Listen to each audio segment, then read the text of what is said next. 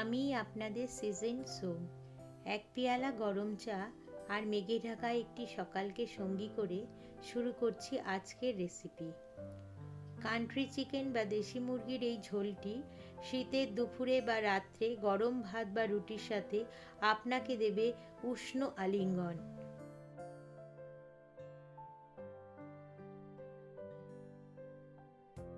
এই রেসিপিটি চিরাচরিত রেসিপিগুলোর থেকে একটু আলাদা। ব্যঞ্জনটি স্বাদে ও গন্ধে অতুলনীয়, সেই সঙ্গে স্বাস্থ্যকরও বটে। কান্ট্রি চিকেনের এই ব্যঞ্জনটি একটু ঝোলযুক্ত হয়ে থাকে, যার ফলে ভাত ও রুটি দুটো পদের সঙ্গেই সমানভাবে জমে উঠবে এই রেসিপিটি। এবার আসা যাক মূল বিষয়। 1 কেজি কান্ট্রি চিকেন বা দেশি মুরগি নিয়ে নিতে হবে। এর মধ্যে 2টি বড় আকারের পেঁয়াজ স্লাইস করে কেটে যোগ করতে হবে।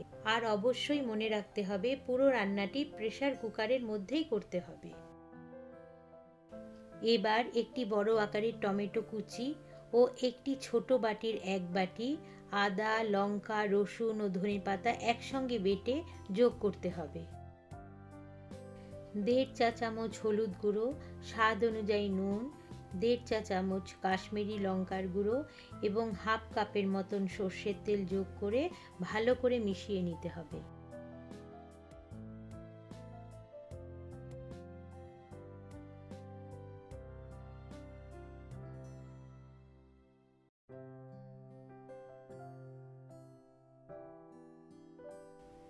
প্রপারভাবে মশলা মাখানো হয়ে গেলে 15 মিনিটের জন্য ঢাকা দিয়ে সরিয়ে রাখুন। 15 মিনিট বাদে গ্যাসের ফ্লেম অন করে মশলা মাখানো দেশি মুরগিটিকে কষতে থাকুন। রান্নাটি মাঝারি থেকে বেশি তাপমাত্রায় করতে হবে।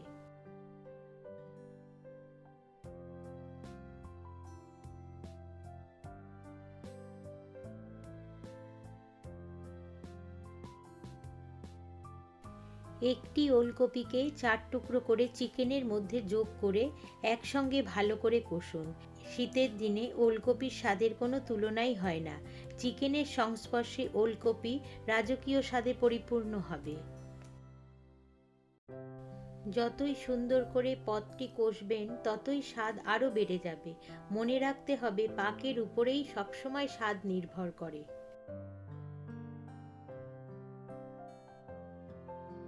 শাকটিকে দেখে চেনা যাচ্ছে বন্ধুরা? হ্যাঁ, ঠিকই ধরেছেন, শীতকালীন তরতাজা সর্ষে শাক। 2 বান্ডিল সর্ষে শাককে একটু ছোট করে কেটে ভালো করে চিকেনের সাথে মিশিয়ে দিন।